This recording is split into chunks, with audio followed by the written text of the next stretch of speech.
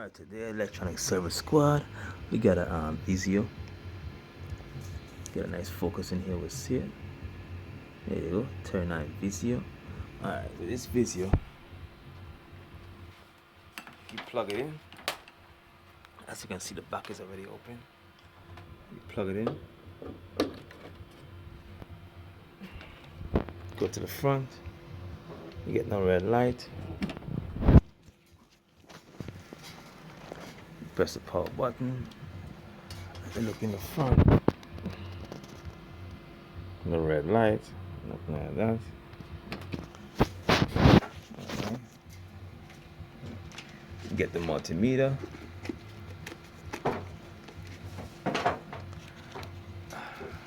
Put this in right here. You go here where it says standby.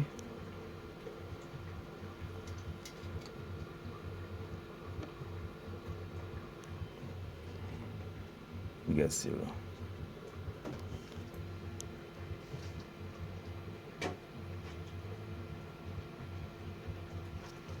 Why is it sticking like this?